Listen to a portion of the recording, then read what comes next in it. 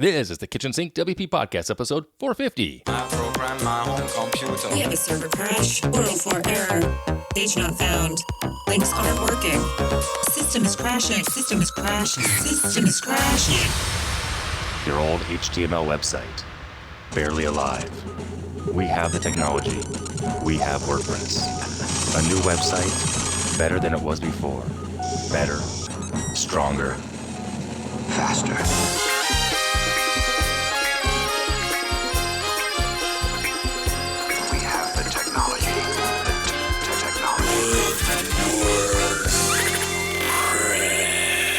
Why, hello everybody, this is Adam Silver, the host of the Kitchen Sink WP podcast. Thanks for being here. Let's get started. All right, upcoming events. There are no WordCamps next weekend, sadly, once again. Not to say there won't be a few more at the end of this month, so that's fine. But there is something coming up I want to share. It's WP Accessibility Day 2022. It takes place November 2nd and 3rd. It's free. It's a 24-hour virtual conference that's focused on building accessible websites in WordPress. And I think that's important for everybody because there are a lot of people that have special needs in regards to using a computer and vision and tactile experiences. So check it out. It's free. Like I said, it's virtual, costs nothing to go anywhere except your own computer. So that's on November 2nd and 3rd. And it's over at, if you want to go to it right now to register, it's over at wpaccessibility.day. That's .day. So check that out. All right, moving on to the news, segment 1 in the news. Only one thing here, WordPress 6.1 Beta 3 is now available for download and testing. Of course, don't test on a live server, a live site. The current target date for the final release is November 1st, which is about 3 weeks away from the recording of this podcast. So that's kind of cool. Anything else in the news? Nope, that's it for the news. So moving right along to segment 2, meat and potatoes of this week's episode.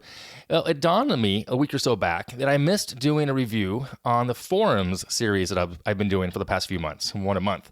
So with that said, this week I'm diving into Sabai Discuss and forums as I'm still on the hunt for a solution that's not Facebook for a community idea that I have mowing around my old noggin. So I went ahead and spun up a new server. And I installed the 2 plugins in this case. I don't know why there are 2, but both, there's a base plugin and a Discuss plugin.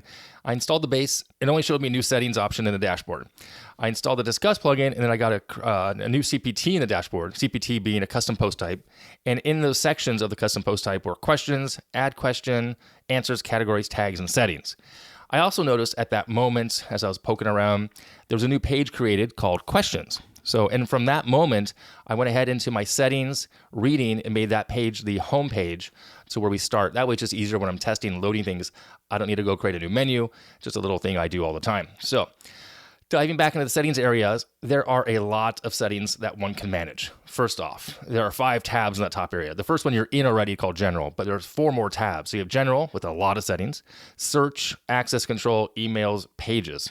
Now, starting within that General section, it's fine, but there's so many settings. I think it's a good thing, but it can be overwhelming. It's like, do I need all this stuff? Do I want to just get set up and go? It's hard to say, but that said, some of the settings I want to mention here real quick are the display settings, let you configure how many questions are displayed on the various pages. Reputation settings, it's a rough measurement of how much the community trusts users. You can configure reputation points that people gain or lose based on certain events or actions. Search settings, spam settings, page title, label settings. And also within search, under the search tab, there's even more keyword searching, category searching, search filters, etc. And then the last thing I'll mention on the settings area really at the moment is the access control settings under the access control tab. This area has way too many to cover, can be very customized, slightly overwhelming, but at the same time, very important. It reminds me of the settings that one would use for the plugin Profile Editor, which we use a lot.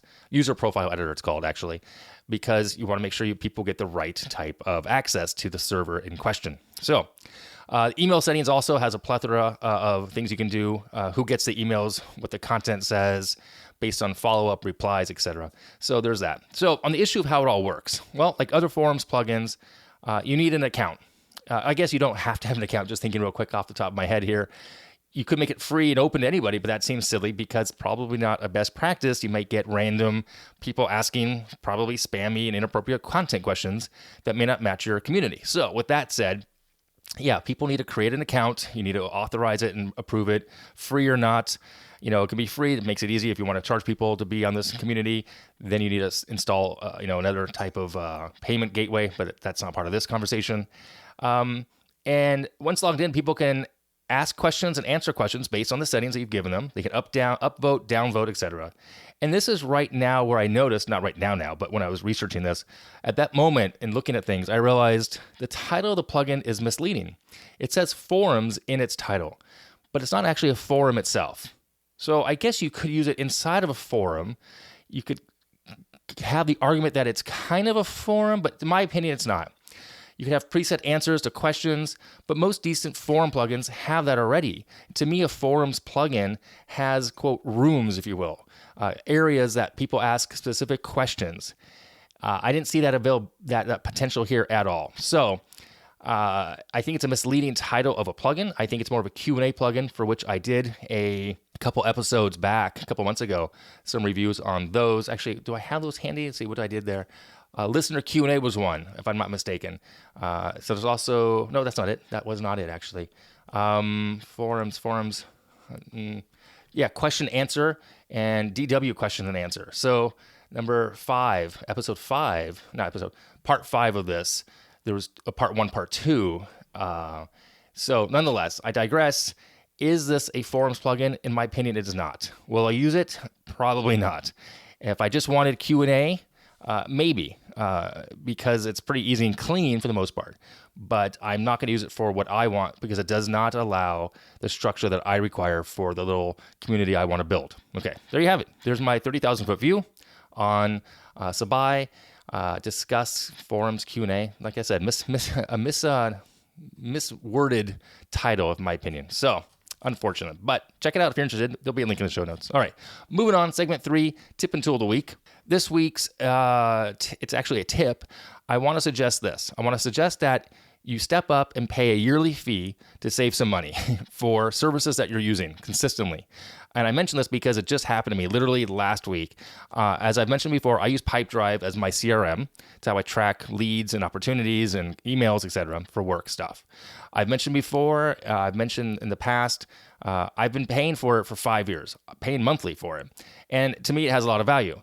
I got an email just last week saying that the price is going up and I did the math, about 16% on the monthly fee that I pay. But if I go yearly, I did my own math on this, I'll save 30%. So, and I was thinking to myself, why have I been paying monthly all this time? And I guess my thought was 5 years ago, I might want to cut bait and do something else. Well, it's been 5 years. So kind of a facepalm moment. So do yourself a favor, invest in yourself, in your business, save some money. I'm going to do that myself, and I'm going to save 30%. I'm just going to pony up the money starting probably like this week. I'll just say, move me to the annual fee, and that's that. So save some money, invest, and I guess the other thought is it's a sunken cost. You're like, oh, I already paid the money. I can't leave it. Well, you could if you had to. I don't plan on leaving Pipedrive right now. It works for us, and I'm going to save 30%. So there you go. That's my tip of the week. So take it, if you will, and run with it. Okay, that's it for this week. If you have any questions, go ahead and send it in via email, adam@KitchensinkWP.com, or use the SpeakPipe function on the website.